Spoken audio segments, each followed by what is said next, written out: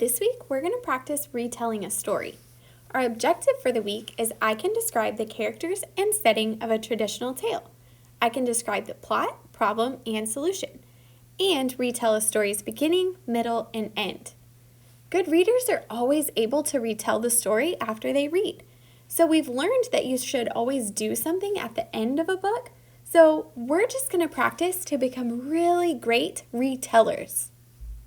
So if we want to get really good at retelling a story, what should we talk about when we retell the story? If you look at this chart, this is the story retelling rope. And it begins with the setting, and then you talk about the characters, the problem, the beginning, the middle, the end, and then the solution of the story.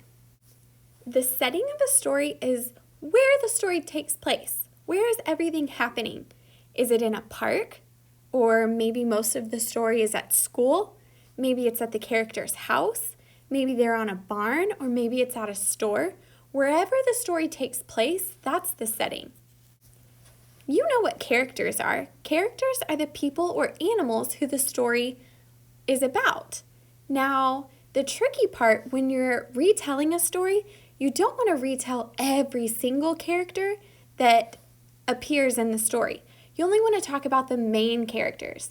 So, like Cinderella or Pete the Cat, Moana and Maui, or Clifford and Emily Elizabeth. Those are the main characters. We're not going to tell you every character in those stories, just the main ones. The problem of a story is what kind of trouble did the characters get into? Normally, a story is going to have some type of problem that the characters have to figure out how to solve. So if you remember a few weeks ago, we read this story about Sleeping Beauty. So in that story, the problem was that she cut her hand on the spindle of a spinning wheel, and she was cursed and fell into a deep sleep for 100 years. Do you see how I didn't tell you every detail of the story?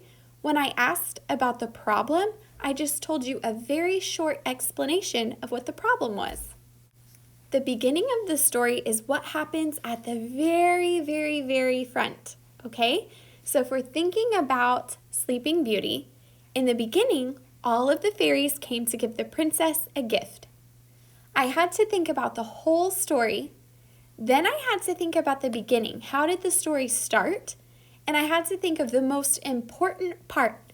I told you the beginning of the story in just one sentence. When I ask for you to retell the middle of the story, I'm just asking you to think about everything that happened in the middle of the story and pick the most important part. So in the middle of the story, Sleeping Beauty, is when the princess cut her hand on the spindle and her curse began. At the end, sometimes the problem has already been solved, but there might still be a story that happens after that. You need to think of the very end of the story. What's the most important thing that's happened at the end of the story? So in the end, the prince and the princess got married in the story about Sleeping Beauty. We wouldn't be finishing our retell if we didn't talk about the solution. The solution is how the problem was solved. If you remember, the problem in Sleeping Beauty was that she got cursed. The solution to the problem, the way they fixed the problem in the book, was that a prince came and kissed the princess, which woke her up. So you need to remember, when you go to retell a story, you need to include all of these parts, and you need to go in this order. Start with the setting, then talk about your main characters. What was the problem that they faced? Tell us about the beginning, the middle, and the end, and then how was the problem solved? What was the solution to the story? For today's assignment, you're going to listen to the story, The Gingerbread Man Loose in the School. You're going to complete one of your story retelling maps. It looks like this. You have 2 of them in your school supply pack, but you only need to use 1 of them today. Remember not to give all of the details, just the most important ones, and write them on the line next to the picture. Once you finish, take a picture of your work and turn it into Schoology.